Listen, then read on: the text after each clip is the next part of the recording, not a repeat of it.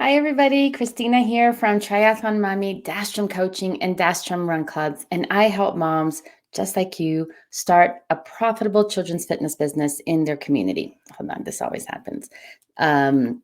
So that you can have three outcomes. The first one is for you to make income because this is a business. The second is for you to get healthy, both in your body, and your mind, and your soul. And third, and most importantly, and kind of what we're going to talk about today, is so that you can really impact your community with a character development program. Okay, so today we're talking about one of my favorite topics ever, which is growth mindset.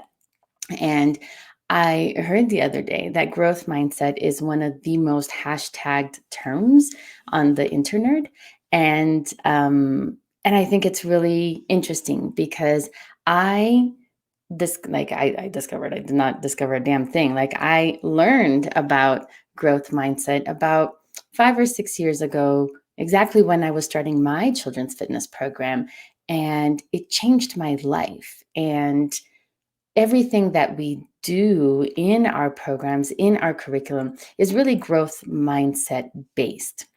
But so I have been working on this for a long time, but it's not like I've really kept up with, all these other things that are going on. It's just, it was so impactful to me as a person, and it just became a philosophy. It just became a mindset that I adopted for myself, for my family, and for my business.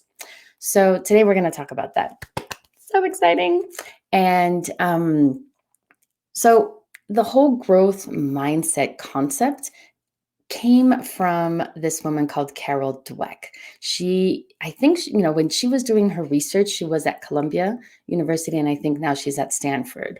But she's a psychologist, I think, and she is the one that really coined the growth mindset term. And she wrote this book, which is called Mindset. And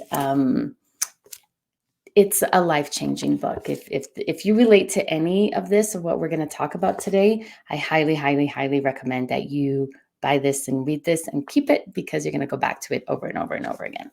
So anyway, so Carol Dweck was interested in behavioral psychology, and she noticed that there were, either she did the experiment or she was in a classroom. I don't remember the details, but that there were some kids that would get math problems that were really, really, really hard, like beyond their ability to comprehend hard. And instead of being defeated and being like, oh my God, this is so difficult, these kids kind of flourished. They kind of like, all right, let's go. They thrived with these challenges of these math problems that chances are they would never be able to solve. So she was wondering what made these kids this way. It's like, why are these kids interested, and why do they get excited when something so challenging comes? And that led her into her research, into her investigation. So she did a lot of, again, of these tests and of these research, and a lot with kids. And she came up with these two terms, that some people tend to fall into what are fixed mindset, and other people fall into what is a growth mindset. And I'm going to read to you the definition that she puts. And a fixed mindset is an individual's belief that their basic qualities, like intelligence or talent, are simply fixed, and that they spend. So, for example, when somebody's like, oh my gosh, you're a great tennis player. Like when you're a kid, it's like, oh, you are so talented. You're such a good tennis player. Then you tend to spend the rest of your life defending and protecting that identity of a great tennis player, a natural at sports, or good at math. And so when children have, or when adults have this fixed mindset, instead of challenging themselves, instead of looking for opportunities for them to grow and develop their talents, they kind of stay fixed in that I am good at math, I am an excellent tennis player, and they don't challenge themselves because they are afraid of losing. Because if they lose, then what does that mean about being good at tennis. That's their identity. That's who they are. And so when you have a fixed mindset, it's all about that square that you fit in and protecting that identity at all costs, which then means not taking risks or not challenging yourself and focusing a lot on like, okay, you're constantly and continuously proving to yourself and to others that you are that thing which you boxed yourself in this example, good at tennis. That's the fixed mindset. The growth mindset, it's kind of the opposite. So I'm going to read what she says. The growth mindset is the belief that with practice and perseverance and effort, people have limitless potential to learn and grow. So that's completely different, because if you have a growth mindset, you believe that you can do anything. That if you wanted to learn guitar, then you can. If you wanted to become a great tennis player, you could.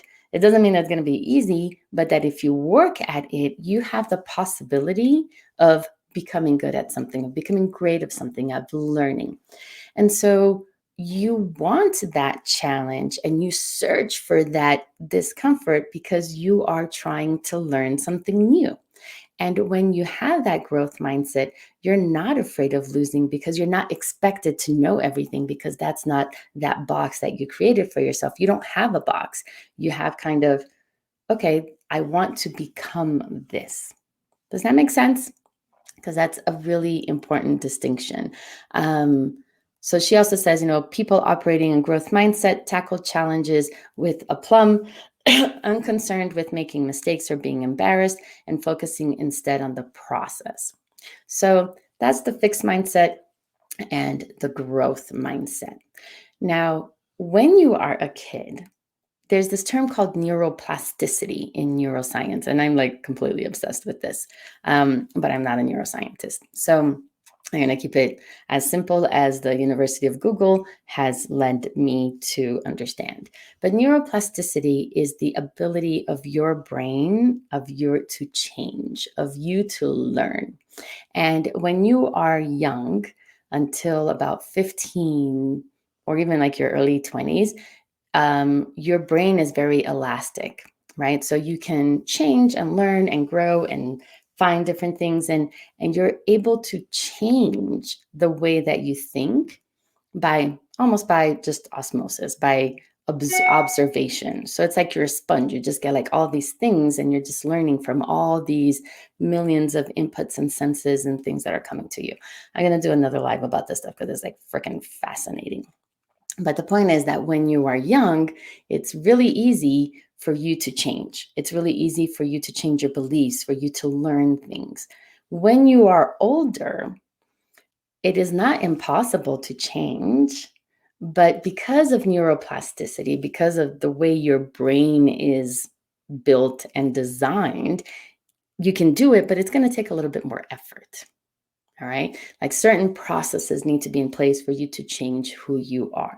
But I'm here to tell you that it can happen and it works. And I'm a perfect example of that. Because I remember when I read Carol's book, it must have been like 5 years ago. I say that it changed my life because it did, because when she was describing the fixed mindset, it was like she was describing me, right? It was like everything that I thought. It was everything that I believed. It was everything. It was how I acted. And it was, and I realized that attaching my sense of self to a result, of something that somebody must have told me or experiences of the past, really was a recipe for being constantly on the defensive and being constantly unhappy. So I studied this book and I learned about the growth mindset, and I used the tools and some of the tools that we're going to talk about today, and I changed completely. So yesterday or 2 days ago, when I was reading the book again for my research, and for my research, and where was I? My son just came in. Yes. So I was reading this book yesterday to, to talk to you guys about this. And when I was reading it, it was really hard for me to connect to the fixed mindset. It was really hard for me to imagine that person. And I thought that it was crazy because just a few years ago, that described me to a T. So, can adults change? Absolutely. But again, not because because our brains, the way our brains are built, it takes a little bit more effort for adults to change than it does for kids to change into the growth mindset.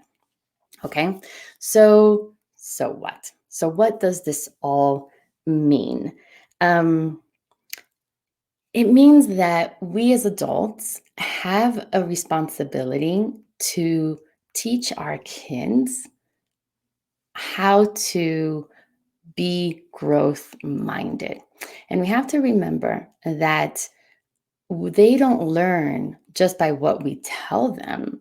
They mirror, they learn by observation. So not only we shouldn't just tell them, oh, you know, and I'm going to tell you about these tools in just a second, but you shouldn't just talk to them or tell them things, but you should try to embody this as much as you can because that's really how they're going to learn. The kids learn from, from feeling, from sensing, from seeing, from observing, and somewhat from listening. So it's important, if you really are interested in the growth mindset and you really want your own kids and your own household to benefit from the growth mindset, the first one that has to adhere to this and that has to start thinking this way is you. All right. So here are some things that you can do. Well, I'm going to focus on two so that this doesn't get very long. And these are two things I that have really changed for me, and that I use often with the children that I work with in our run clubs. All right. And one is the introduction of the word yet. So, kids will get so frustrated that they see something for the first time and they don't get it. And then they're like, oh, it's just, it's just because I can't do it. Or, like say you want to learn the guitar and, you're like plucking your fingers and it sounds really terrible. And you're like, oh, this is so frustrating. I can't do it. And there's a little word, three letters that you can interject in there, that will change the way that you're processing information. And it's the word yet, right? So, no, you don't sound like, I don't know, Beethoven, not even Beethoven because he didn't play guitar. But you don't sound like Eddie Van Halen, who just passed away, right? When you're first learning the guitar. But you're not supposed to. You're learning. You're not there yet. And introducing that word yet gives you the space, it gives you kind of like an entryway of timing that says, okay, it's all right that I'm not playing like Eddie Van Halen because I'm just not there yet. He's been doing it for what, a million years, and have done it for what, 2 weeks. We can't, a fixed mindset person would think that if you aren't naturally talented at something, that you're not going to get it. And that's just not true. The fixed mindset will tell you that. The growth mindset says, okay, so you're not good at it because you're not there yet. You still have to learn. And with kids, it's really important that you say that because they are constantly doing things above their level, right? Like you want them to progress from taking the example of math, from knowing their numbers to addition to subtraction to multiplication to division. So if if you give them division before teach them what their numbers are, and you tell them it's like you either you didn't get it, you must not be good at math, or something like that. Of course they're not. They haven't even learned their numbers. But if you focus on that result and that if it doesn't come easy for them, then it must mean that they're not good at math, then they're going to develop that fixed mindset for themselves and they're not even going to try.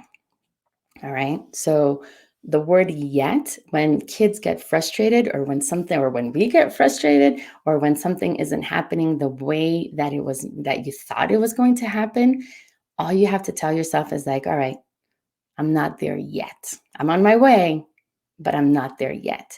And that on my way is also super important, but that's like from the neuroscience chemistry part. And I'll do that on another live. But, you know, up, talk to yourself this way. Like I apply this to myself all the time. Let's say, like in my business, if something isn't going as fast as I wanted it to do, or it didn't go as well I wanted to do, I don't have to be like, you see, it's because I suck at being an entrepreneur. No, it's just I'm not there yet. I still need to take certain steps. Something is not working, but I am learning. Yet. Yet is like a key tenet of what the growth mindset is. All right. The other one, which is really, really, really, like really important, is that we should focus on the process and not on the result.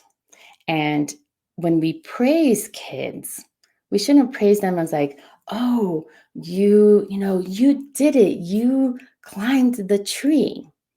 Because then you're attaching their identity, like the feeling goodness of things, with the completion of that task of climbing the tree. Instead, we should praise the process and focus on the process.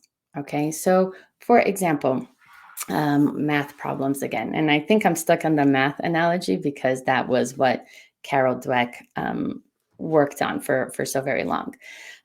So if you give a child a math problem and it is difficult and they get it right, instead of saying it's like, wow, you got it right, you're so good at math. What you're doing with that, like with your kid, like your kids in your house, in your homeschool, whatever, if you do that with your kids, then what's going to happen is that they're going to have a fixed mindset around their ability with math, right? They're going to say, ooh, I'm good at math. So when they get to harder problems and they don't get it right the first time, they're going to be really down on themselves and disappointed because they're supposed to be good at math and that doesn't feel good. And then the next time that there's a challenging problem, they may not go for it with gusto because they're protecting that identity of being good at math. So in that scenario, instead of saying like, oh my gosh, like you got it right, congratulations, you must be really good at math, you say it's like, wow, you got it right. I loved how tell me about how you got to that answer. I loved how you tried hard. I saw how you spent half an hour trying to figure this out and you stuck to it until you got to the right answer. Way to go. Now you're focusing that praise on the process, on what they did to get the result.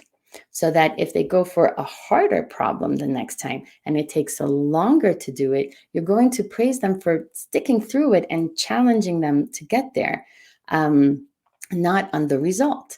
So if they don't get the answer right, it's not going to matter because what is important is no longer if they got it at the end, is how the process of getting to that answer, right? So in growth mindset, you don't praise the results. You don't even focus on the results. It's all about the process. It's all about the way that you get to the results that you want to get.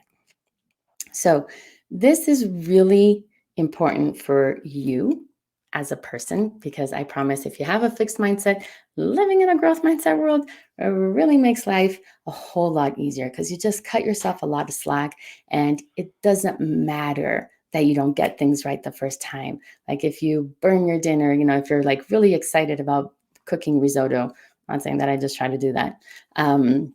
And it came out like a complete bomb, it's not going to matter. It doesn't mean that you're a terrible cook and that you're a horrible mother. All it means is that you got it wrong. You don't know how to do it yet. Okay. So it starts with you. Then you can use these two simple tools with your kids. When you see them struggling, introduce to them the concept of yet and introduce to them the praises of the process and not the results. And then finally, so that's going to change the dynamic in your own household. And what we have done as a company is that we've applied these principles, but we're giving them to kids in a kinetic experience. So we're taking growth mindset principles and we turn them into really fun games and drills where the kids learn about this stuff by running and by playing a game. So in our run clubs, there are winners and there are losers. There are races, and some people come in first place and someone is going to come in last place. Not because we're mean, not because we're trying to pitch kids against to each other, but because that is life. There's always going to be a first place and there's always going to be a last place. And that's just the way it is. But if we don't focus on that the end result, if we focus on the process of getting there, then the kids are going to get this idea of it doesn't matter if I came in first place or in last place. What matters is the competition between me and me.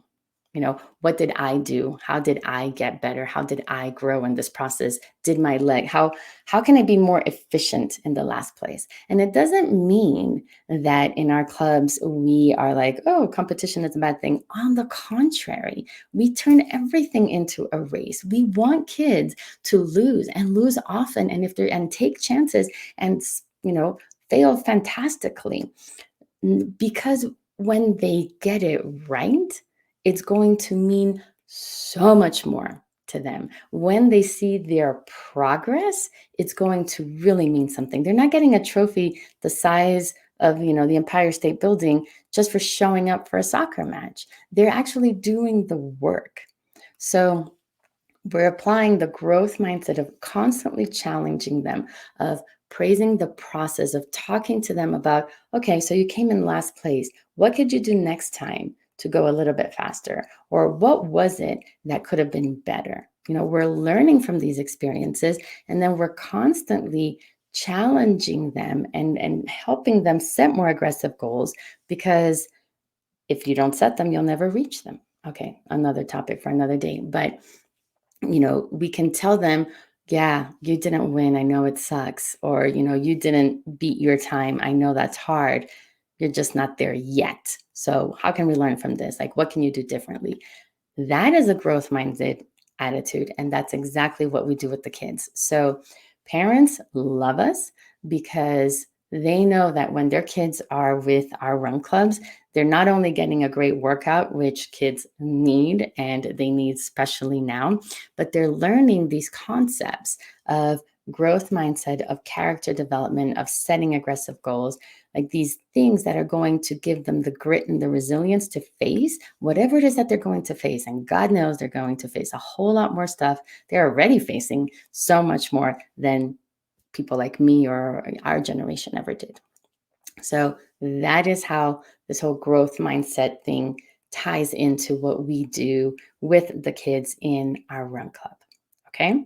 So I am going to, put that over here. I have this paper here. All right. So if you are interested in, okay, so I want to start a children's fitness business, but I don't know how to do it yet, notice the word, then let's talk, because let's see if we can help you. It depends, right? It depends where you live. It depends your experience. I don't know. We're not going to know until we have that conversation. But when we have that conversation, then I can tell you with 100% certainty or not, whether this is a good fit, like whether we can help you achieve your goals.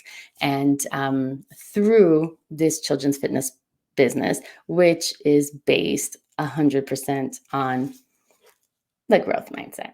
All right. So there's the link. Book a call. Let's talk. Let's see if we can help you. And even if this is, you're not interested in the children's fitness business and we are never going to get on the phone and talk to each other, totally cool. Take these lessons, use those two things, yet, and the focus on the process, not the praise, because it really makes a difference in how your kids learn, grow, and who they're going to be. All right.